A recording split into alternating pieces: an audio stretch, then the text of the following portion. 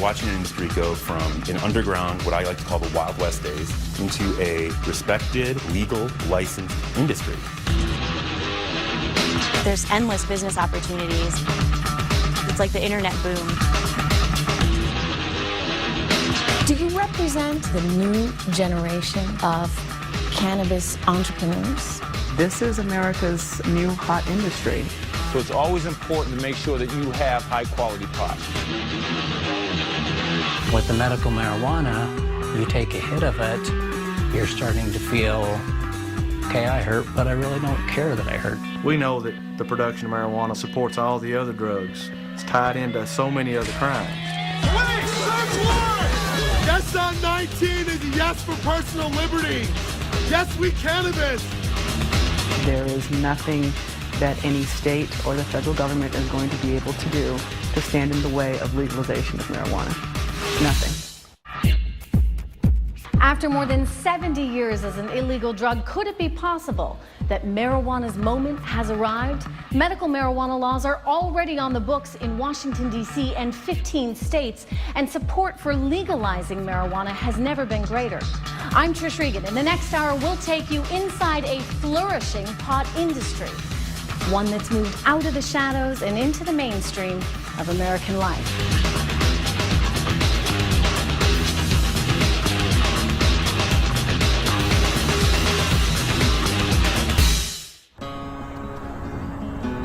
The story of America's ever-increasing acceptance of marijuana begins here in the Colorado Rockies, the newest front in the war over pot's future, where cannabis is meeting capitalism head-on. We're going to do a quiche today. Quiche gives you a lot of options. Once a month at his downtown Denver restaurant, Chef Scott Dura teaches a cooking class. Stirring that up there. It's well attended. We're going to throw some mushrooms in that bad boy. Mostly retired and affluent boomers. It's nice to see a lot of familiar faces in here. It's exactly the market Dura and his wife and business partner, Wanda James, want to reach. What we're seeing, which is really interesting, are older people, I would say over the age of 30, and definitely women. Tons of women. Women. And these women are your mom, you know, your grandmother. I mean, these are women that you see, you know, at the post office, at the daycare center. Remember, it's quiche, so you can add whatever you like to your quiche. It's their new twist on classic cuisine that draws this crowd. The ingredients are common. We're going to put a little sprinkle in there. Except for one, a Colorado-grown herb. So it's always important to make sure that you have high-quality pot. You heard it right. The secret ingredient is marijuana. You want to bake it for about 30 to 40 minutes. So right there alone, you have a pie which is actually pretty daggone strong. This is breakfast. Pot is going mainstream. Come over here, guys. Give me love. Give me love. And leading the way are people like Scott and Wanda. They're one of Denver's power couples. Kingston, come here. Prominent in the local political and business scenes. He's a former Marine. She's an ex-naval intelligence officer, a successful PR executive, and a top political fundraiser. In most places in America, they would be dope dealers. Hey, Mike, you did a phenomenal job on the logo design. In Colorado, they are savvy entrepreneurs in a fast-growing, state-sanctioned industry, branding and marketing medical marijuana under their label Simply Pure. It's all grown here. This is pure Colorado bud. It's a new kind of company in an old industry, one that generates tens of billions of dollars a year in this country, most of it illegally. Wanda and Scott are taking the high road, using their business know-how to take America's most popular drug from the back alley to the corporate suite. Do you represent, in a way, the new generation of cannabis entrepreneurs? Definitely. When you look around this industry and the people who have come into the industry, there's lots of professional people. There are people who were laid off from corporate America. This is America's new hot industry. Wanda took us to the heart of their operation, a lush marijuana farm inside this temperature-controlled warehouse. How often do these plants bud? It's kind of a conveyor belt system. So what we have is every 2 to 3 weeks, You'll see us with a new crop that actually comes up from the budding cycle. These 1,000-watt lights speed up the growth cycle. Mother Nature usually takes twice as long. A typical plant that's, about this size, how many pounds of marijuana might that yield? Most plants on the average will only yield about 2.5 ounces of marijuana. An ounce retails for about... The high-end weed would be anywhere from, $300 to $450. And an eighth of the headband. Even at those prices, medical marijuana is flying off the shelves. These oyster crackers are really popular too. Let's try it all. Perfect. I'll take a gram of the Hong Kong. The choices are exotic. The Maui Wowie I like. You do? Okay, that works for you. If you think choosing a bottle of wine is tough, good luck deciding between these. Need help? Just ask the pros, better known here as bud tenders. THC is going to keep us up, active, alert, ease pain. Okay. And as long as you have a state medical marijuana license, you can sample all you want. Oh, the chocolates. Wow, these are so good. In tough times, medical marijuana is one industry that's putting people to work. Thousands are growing, trimming, testing, cooking, and selling the leafy green plant. It smells amazing. That's sold. You're looking at a time when the economy is basically in the toilet. Real estate brokers, contractors, city agencies, insurance companies, and yet, suppliers. People are still smoking pot. Exactly. And it's all regulated, all taxed, and all legal as far as the state is concerned. Federal law says pot is illegal, but back in 2009, President Obama directed the U.S. Department of Justice to defer to state laws regarding medical marijuana. This single memo turned 70 years of prohibition on its head. It advised U.S. attorneys in medical marijuana states to not go after individuals who are in compliance with state laws. The threat of raids by the Drug Enforcement Administration seemed a thing of the past, and Colorado's cannabis gold rush took off. Suddenly, people applied for medical marijuana licenses in droves, flooding the health department with more than 500 applications a day. The number of dispensaries jumped from about a dozen to more than 1,000 across the state, outnumbering Starbucks almost 2 to 1. You can buy pot next to a pizzeria, an auto repair shop, inside a medical office building. From downtown to the suburbs, they've become neighborhood fixtures. Too close to home for some parents, like Eric and Stacy Howell. You don't want it invading your household, let alone your neighborhood, let alone your state.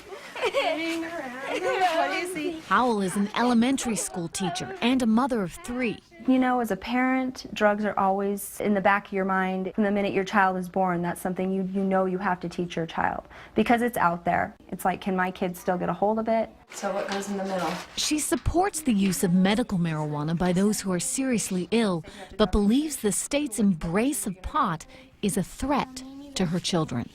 How am I trying to teach my kid that it's still an illegal drug? Federally, it's still illegal. You can't use it, even though the state of Colorado says, yes, you can from a medical standpoint. They are making quite a bit of money, and it is a big tax revenue, but at whose expense?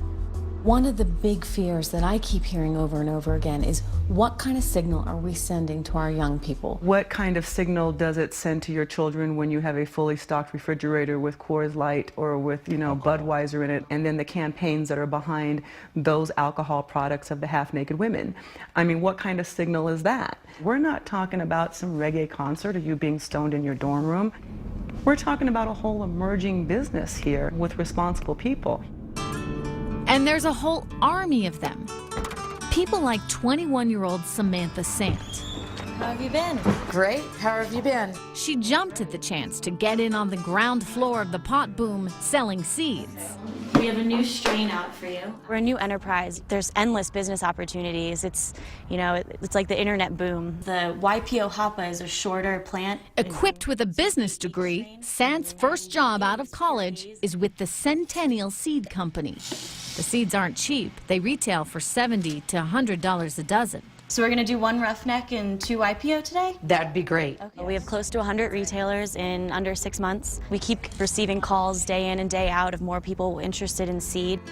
There you go. Great. And there you go. But just as Colorado's pot business took on an air of legitimacy and began thriving, the federal government fired a warning shot aimed right at this man, Chris Bartkowitz. Bartkowitz had been cultivating for years, long before medical marijuana was legal. This plant is sour diesel. It's been rated in magazines as a 10 out of 10 for growing, for medicine. He says he wanted nothing more than to go above ground and become licensed and legitimate. You don't see back alley deals with cigarettes. You don't see back alley deals with alcohol, but you do see it with marijuana. If it was legalized, taxed, and government regulated, we wouldn't have problems like this. I wouldn't be facing life in prison. That's right, life in prison, done in by his own audacity. Bartkowitz was just another pot grower when a local TV station asked for an interview. He agreed and proudly showed off the goods in his basement. I don't think the average person realizes how close to their front door it is. It was a sensational story with a dramatic ending. The DEA raided Bartkowitz's grow and arrested him. If you go on the news and you show this marijuana grow and you tell me what house it's in, what am I left to do? Special Agent Jeff Sweeten was in charge of the case. It's a violation of federal law, clear and simple. But not so clear and simple to Bartkowitz, who'd put his faith in that Justice Department memo, which said the feds would not enforce a crackdown.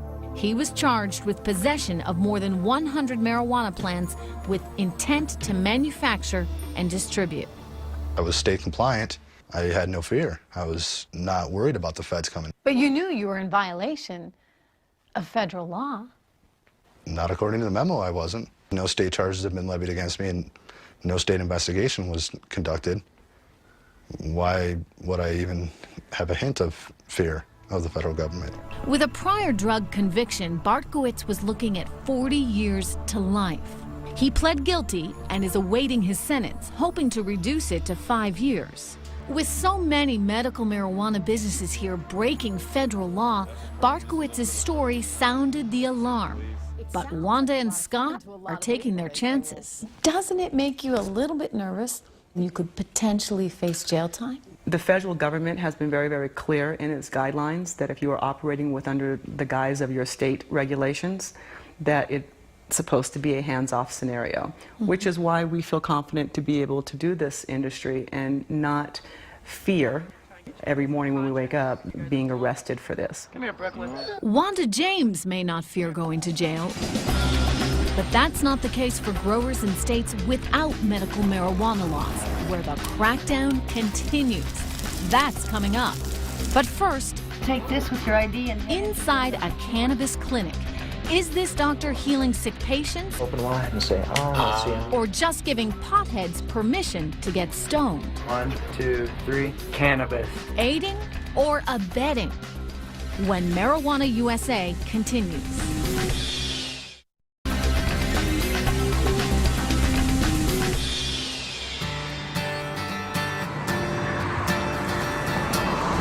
take this with your ID and head into room number 2 where it says... In a busy clinic near Denver, a steady stream of patients files in to see a very popular doctor. How you doing? Have a seat there. They fill out a detailed questionnaire, and then James Boland, MD, gives each one a routine physical. Now watch the fingers. Watch them go over there. It looks like any other medical practice, Open wide and say, let's see. with the usual mix of complaints. Severe pain from my right knee. I've had 2 surgeries. Psoriasis. Oh boy, yeah. The headaches keep me from work. And But here's the difference. In this office, doctor's orders almost always include marijuana. Don't smoke the medication. We suggest you use a vaporizer. With new ways to take the drug, like through a vaporizer, marijuana has been rebranded as a natural herbal therapy packed with healing power. The patient has had long-standing lower back discomfort. After 25 years as a physician, Boland is now sold on the medical benefits of pot. How long have you believed in marijuana as something that can combat pain? Probably about 2 or 3 years. It wasn't until I came upon some occupational medicine patients that had just absolutely intractable back pain, and lo and behold, they said it helped them. Their request for increasing doses of narcotics started to level off. You get any funny feeling tingling in the fingers when I do that? Doctors can't prescribe marijuana because it's classified as a Schedule I drug, like LSD, but they can recommend it. And for patients, that's the key to getting a medical marijuana license. And that'll be $130. It's a profitable business. Boland and the team here at Relaxed Clarity have brought in more than $1 million in just their first year. Free optional high five. Congratulations. They've given some 10,000 patients the go-ahead to buy pot. I want you to look at the camera, and I want you to say cannabis. 1, 2, 3. Cannabis. What happens once everybody gets their recommendation? What do you do then? Well, that's the beautiful thing about this program. From a business perspective, everybody renews every year, and they have to get the same reevaluation that they did initially. Oh, so you're going to have a steady clientele potentially for years. That's correct. It's just like getting a haircut. A month or so from now, you're going to need another one. Go make us proud, and we'll see you next year. Thank you. Okay? Critics call it medical excuse marijuana. Try the strawberry coffee. Yeah? And say it's just a cover for potheads looking for a license to get stoned. Some people say you're running a prescription mill. I would dispute that characterization. We examine every patient. We look at medical records when we can get them. I apply the same observation, the same rationale that I would in any decision that I would make medically. During our visits to the clinic, we noticed that Boland signed off on nearly everyone who walked through the door. Okay. We saw just one patient get rejected. Who was your orthopedic doctor? Do you remember? God, I do not remember. The state's pretty strict about making sure that we have some real hard, fast, specific findings. Do you ever get people in here that you clearly know just want this for recreational purposes? Yes, we do, and we deny those people. I should write a book one day about some of the things that I've seen. I mean, will they be that blatant? Will they say, you know, hey doc, I need a recommendation for this. Come on, just give it to me. Yes, there have been a few people that have come in saying that, or somebody who says I have back pain or my knees hurt, and then they make this aerobatic pirouette up onto the exam table. Do you have any other questions? Some may dismiss the legitimacy of medical marijuana, but patients like Scott Snuffer do not. He's been living with a rare blood disorder. Recent surgeries and infections related to the disease have left him with a distended abdomen and in severe pain. He wasn't satisfied with the prescriptions his doctors had to offer. What kind of pain pills were they giving you? Vicodin, OxyContin, morphine at one time I had liquid morphine that they had given me that was very strong but worked for like a half an hour and then it would wear off. So these weren't helping you with your pain? They weren't helping me. They weren't helping long term. I'd feel good for about an hour, then I'd start hurting again, and then when the 2 hours came, I was like, I gotta have more. I need some more. And I was starting to get scared that I was getting addicted, but I was also just scared because I was in pain 24/7. Not only would the relief wear off quickly, the drugs had intense side effects, including hallucinations. When that became unbearable, Snoffer decided to look for relief at the end of a pipe. Has it helped? It's helped greatly. And with the medical marijuana, you take a hit of it, and within anywhere from 10 seconds to 5 minutes, you're starting to feel, okay, I hurt, but I really don't care that I hurt. It's not that big of a deal. Snoffer now takes fewer pain pills, and he can do some things he couldn't do before, like cheering on his son Quentin. Quentin and his brother Easton say marijuana has helped their dad. Sorry. Has the marijuana made that big a difference? It really has. He's more with it. He knows what's going on, and we can talk to him now. Yeah. He finishes his sentences. So your dad's more like your dad? Yeah. Yeah. He's back. It's stories like these, advocates say, that make the case for medical marijuana. But among scientists, it's much more controversial. I am actually very excited about the components to marijuana as potential medicines, but It has to be data-driven. It can't be anecdote. Meg Haney, a professor at Columbia Medical School, directs a marijuana research lab. She says the jury is still out. So many people swear by marijuana. They say this is the best medicine for them. Clearly, I have empathy for people who are suffering, and I understand that for them marijuana is quite effective. But there's a process within the FDA in which we compare a drug to a placebo, and we determine that it works. So people who say marijuana is going to be effective where there is no evidence makes me very uncomfortable. Here's what scientists do know. When someone uses marijuana, the chemicals inside the plant called cannabinoids bind to cell receptors in the brain. They cause the release of dopamine, which is what gets people high. But they also affect functions like problem solving, appetite, pain response, and muscle movement. In her research, Meg Haney confirmed what many know from personal experience, that THC, the chemical compound in marijuana, can increase appetite and relieve nausea. How much pain you're experiencing. Other scientists see strong potential for treating neuropathic pain and muscle spasms. While Haney recognizes the drug's medicinal promise, she warns of the small but real risk of dependency and the harmful effects smoking has on the lungs. She cautions against its widespread use as a cure-all. Marijuana has essentially been rebranded as the new herbal medication. Do you buy into that at all? Well, actually, herbal medications also make me uncomfortable because they also are absent in data. So what people don't realize is that the scientific investigation of cannabinoids is really very young. We don't really know enough under very carefully controlled conditions. The potential medical benefits. Large-scale clinical evidence is years away. Inhale for 5 seconds. Research has been hindered, advocates say, by federal restrictions. And how much pain are you in right now? Breath here. In the meantime, Boland and the 1,200 or so physicians in Colorado recommending marijuana are in uncharted territory, caught between conflicting state and federal laws. All right, thank you very much. Be safe now. You're in this real kind of no man's land where there's some regulation but not a lot of regulation, and the medical community doesn't thoroughly recognize this. You're definitely walking a little bit of a tightrope and sailing between a lot of reefs by doing this, yes.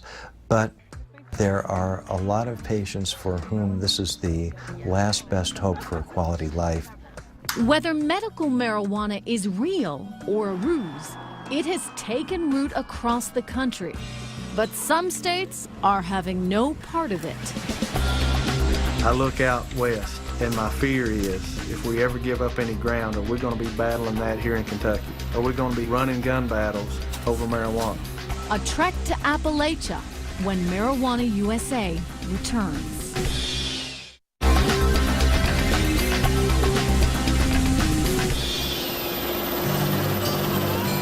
This is cannabis country.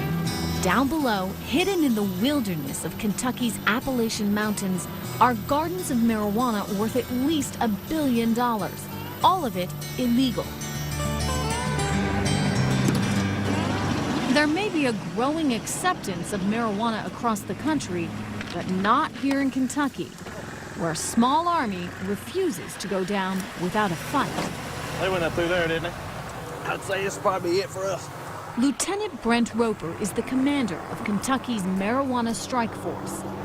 He leads 120 men and women from state and federal agencies as they hike up and down plunging hills.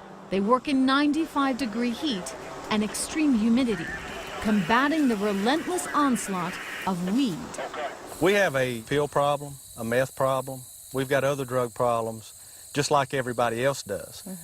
But ours in Kentucky have one thing all in common, and that is marijuana is supporting all these other drugs because it is the most profitable. When you're getting $3,000 a pound for marijuana, now you see where the money's at. Lieutenant Roper was raised in eastern Kentucky and knows that pot has always been part of the culture here. Traditionally, it has always been, you know, the cash crop in Kentucky. And I can always remember, you know, how readily available marijuana was at that age growing up. and that it was probably easier to get than a pack of cigarettes. In 1972, when Roper was a child and the counterculture was in full bloom, a commission appointed by President Nixon studied the marijuana question. If a person does, by any chance, use it, that person should not be stigmatized with a criminal sanction. Nixon rejected the recommendation to decriminalize marijuana and instead declared a war on drugs. It is necessary to wage a new all-out offensive. The federal government's 40-year campaign against marijuana continues today. There's no easy accounting for this illicit trade, but seizure records indicate that cultivation has spread to all 50 states. The U.S. is now among the world's leading producers of pot. Kentucky's marijuana production is estimated to be worth at least 3 times the value of its tobacco crop. And so far, demand for the plant has outstripped the ability of law enforcement to snuff it out. But they try. Their mission starts up here, as hawk-eyed spotters and DEA choppers scour the ground below. Yeah, there's one right here under us, right in here. Typical plots used to have as many as 1,000 plants, but those are too easy to spot from the air. Now, growers have as few as 5 plants in many more plots, which helps them avoid detection sometimes. There's some right under, something right. Okay. If they haven't started budding yet, we'll do this. Chop it up in many pieces as we can, make sure the root system's gone, toss it out through here. Growers can and do resort to violence to protect their crop. Many use firearms, explosives, and booby traps. These nail-studded boards are intended to pierce the feet of intruders. See, they've been covered up with leaves. How do you figure out who the marijuana belongs to? Time and effort. You know, local law enforcement hears, well, so-and-so we've heard may be growing some marijuana in this particular area. And then it's just a lot of man-hours dedicated to going in, doing surveillance.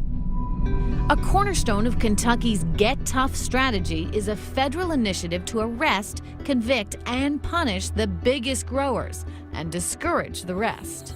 I mean, there's always going to be somebody out there who's going to take the risk to try to grow it.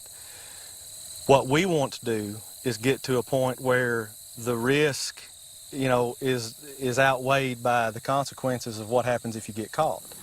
With jobs disappearing in the coal mining and tobacco industries and 1 out of 5 people here living below the poverty line, there are those willing to take that risk. For John, who asked that we use only his first name, life hasn't been easy. There's just nothing. You can't make money on tobacco. You can't make money on anything. To get by, he raises goats and lives off his land, hardly the life of a drug kingpin. But in 2009, he was one of more than 600 marijuana growers arrested by Lieutenant Roper's team. They got me on the ground, and the one was standing on my head with an AR-15 automatic assault rifle pointed at my head. He was charged with cultivating 150 marijuana plants, a federal offense that carries a sentence of 5 to 40 years in prison, something he says he didn't consider when he threw down some marijuana seeds. All the factories are shutting down, moving, so if you want to make any type of a living at all, it's really the only way, and the demand is so incredible. He pled guilty to growing 30 plants. After 90 days in jail and a hefty fine, John says he'll never grow marijuana again. But there are others to take his place. Is it realistic to think that you ever get rid of marijuana completely in Kentucky? There's no way. So the Kentucky mission continues with no end in sight. In this steep and rugged terrain, some plots are virtually inaccessible. Clear on your left, sir. Clear thorough. 10 Black Hawk helicopters transport 40 state troopers to rappel into the tiniest gardens in the most remote spots. And then right here some more. They burn through fuel and taxpayer money. $800 an hour, 8 hours a day, $1.4 million a year. How many plants is that? 7. 7? It's now the end of the harvest season here in eastern Kentucky, and authorities are wrapping up their search and destroy campaign. They've actually confiscated less marijuana this year, but they say that's not a sign of failure, but rather proof that the state's zero tolerance policy actually works. How can it be a success if you're cutting fewer plants? You know, in the early 90s, if you're cutting 1 million plants, but you're only getting maybe 30% of it, you know, it's a start. Where we've progressed to in 2010 is we're cutting, 250 to 350,000 plants. The snapshot is we're probably getting around 60% of what the plant count is here. By the end of the 2010 season, Roper's team destroyed more than $600 million worth of marijuana. And he vows that Kentucky will be the last state ever to legalize pot as just another taxable commodity. Why would anybody ever consider that legalizing one more drug, especially one that we are winning, why would you ever consider that just for money? Because in the end, you're going to lose. You'll lose. And that's the fear, that legalizing pot would lead to more people smoking, more crime, and more dangerous drugs. Or would it? You go to many places like this where people are smoking in the street and the police don't say nothing. And I think it's a good policy. When we come back, a trip overseas to the most permissive pot culture in the world. And no, it's not Amsterdam. That's next when Marijuana USA returns.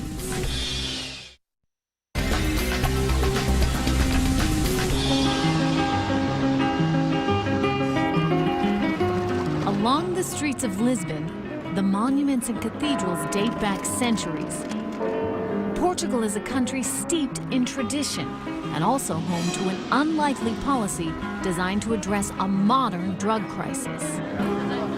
In 2001, Portugal became the first country in the world to fully decriminalize the possession of all drugs. Do this in a public square in the U.S. and you could wind up in handcuffs. Here, it barely raises an eyebrow. You go to many places like this in Lisbon, especially at night, where people are smoking in the street and the police don't say nothing. And I think it's a good policy. In Portugal, you can smoke pot, shoot up with heroin, or use cocaine, and your punishment is no more severe than a traffic ticket. João Goulão directs Portugal's drug policy and is the chief architect of this strategy. You took a very innovative, very aggressive, and a lot of people would say very risky step. Yes, but we felt that we had to change, to make more of the same would not lead us to any place. We have to innovate. This policy came out of the trauma the country experienced in the 1990s, when it was ravaged by a drug epidemic. In this small nation, as many as 1 out of 100 people were addicted to heroin. In this notorious drug ghetto, thousands of users bought and sold heroin openly every day. But rather than strengthen their drug laws, the Portuguese chose to relax them. I know a lot of people that are watching the show right now are probably thinking they decriminalized all drugs. Are they crazy? We are not crazy. We decided to do that because we had to change something. And now we can be positive. It worked. Dr. Goulão says drug addiction is a disease just like any other, not a matter of weakness, but biology. In some cases of diabetes, it's a self-inflicted disease like this one.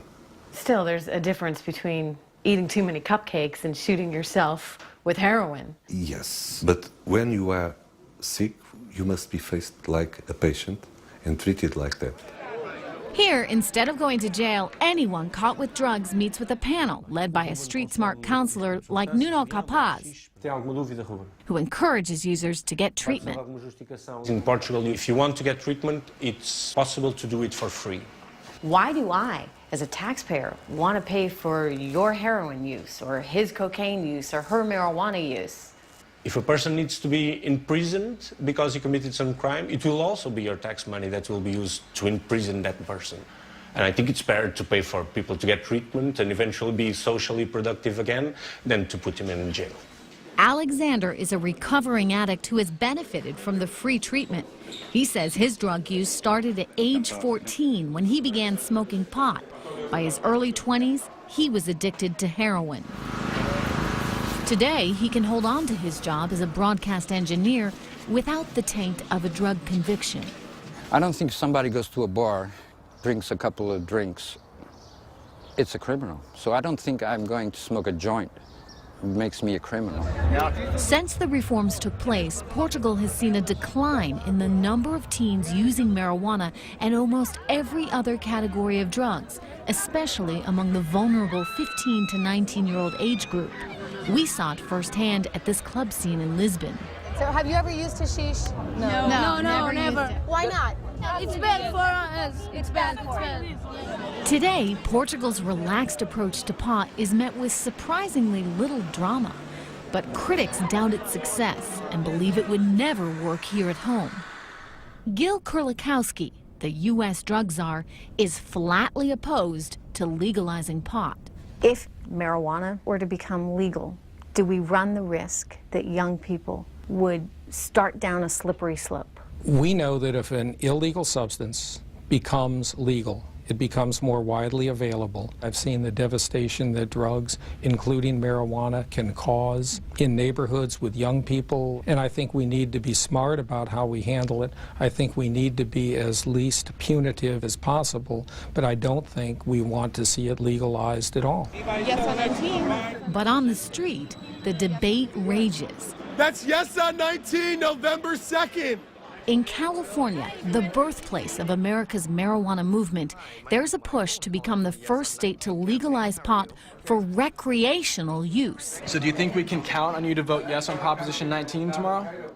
On the 2010 ballot, the effort was called Proposition 19, an historic campaign led by a successful pot entrepreneur named Richard Lee. Because one plant's illegal under federal law. Lee wrote the measure, which proposed that any resident over the age of 21 be allowed to grow, possess, and use small amounts of pot for any reason. Why let one more genie out of the bottle? You've already legalized tobacco. You've already legalized alcohol.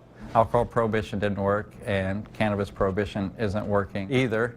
You know, it's hypocritical, unfair, and unjust to lock up people for cannabis while we not only have booze legal, but advertised like soda pop. Medical marijuana is already legal in California. The Royal Kush is pretty good, too. And this Oakland neighborhood may be the unofficial capital of the state's thriving pot culture. Here, Richard Lee runs his cannabis college called Oaksterdam University. This is very different from the storefront operation that you guys used to have. Yeah, this is our new 3-story, 30,000 square foot facility. We've had about 130 classes and over 12,000 students. The classes at Oaksterdam are unique, teaching students the best techniques for growing and selling marijuana. If you're growing in a space this size or even double this size, you're not going to need more than 2 lights. California may be pushing the boundaries, but some, like Senator Dianne Feinstein, are saying enough. The last thing we need to do is make it easier for drug dealers to increase their consumer base by pushing pot on young people. In the end, Prop 19 went up in smoke. It failed by a 9% margin. Is this going to end the chances of legalization of pot in California? No, I think the fact that we got the debate started and, got people thinking about it seriously will help us win in 2012. The quest to legalize pot may have stalled, but the effort to legitimize it has not. When we come back, a look at marijuana's extreme makeover. What you're watching before your eyes in the United States is an industry emerging out of the shadows. That's next in the conclusion of Marijuana USA.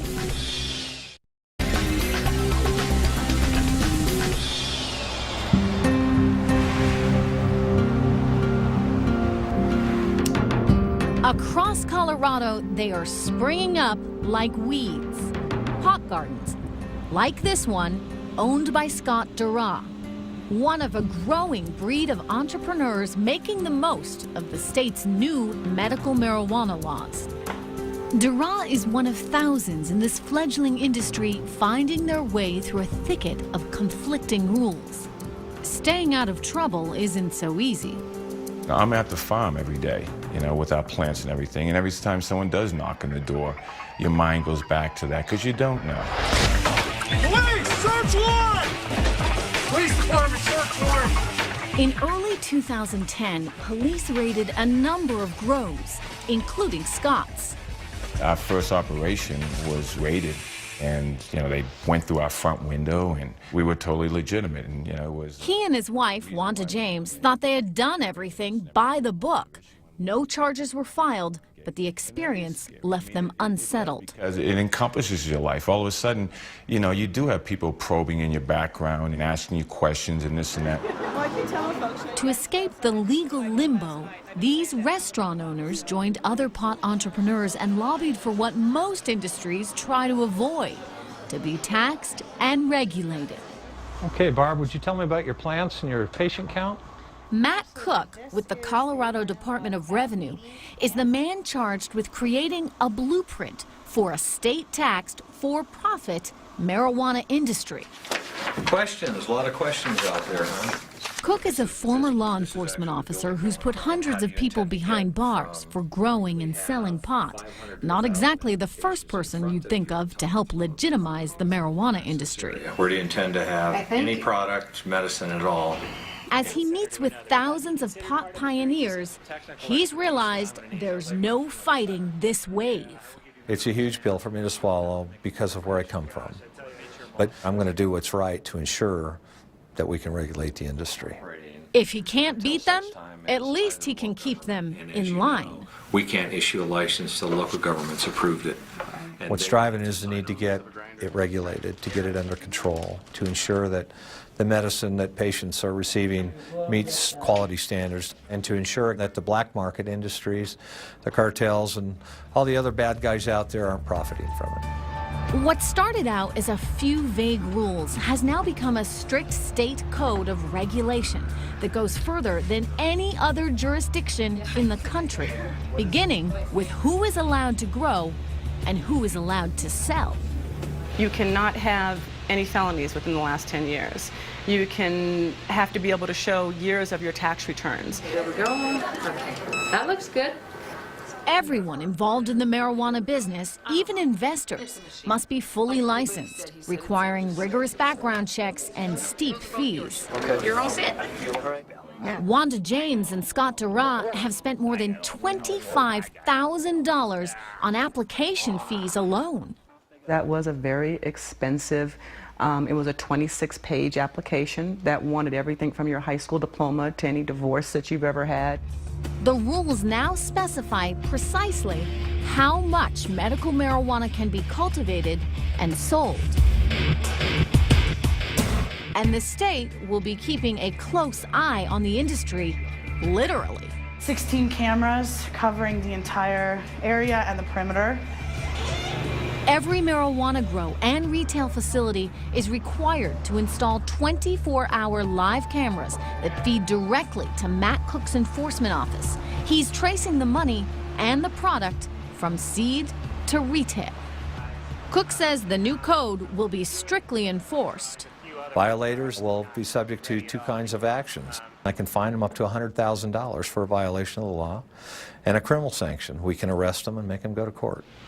Do you ever just shake your head and say, oh my God, this is too much regulation? Every morning, every morning. But I got to tell you, there's a sense of pride in which we go through this because we know that this is just the beginning, and we know that this was going to be difficult, but we were thrilled to be part of the boom of what is happening. They're just not going to get the consistency that you guys will, and that's even before the state stepped in, Wanda James and Scott Dara say they made quality control a top priority and had their marijuana tested at an independent laboratory. Full Spectrum is the first facility in Colorado dedicated to testing cannabis for its medicinal and psychedelic qualities. Bob Winicky, the company founder, tests a lot of pot. But if you're out to dinner or you meet some people at a bar and you tell them what you do for a living, do they say to you, Come on. This probably is not as fun as it sounds at first pass. Everyone thinks that we're a bunch of guys sitting around a table smoking pot and saying, oh, this one's better than this one. There actually is a science to it. The chemists here analyze the bud for its cannabinoid makeup, which determines what effect it has on the body.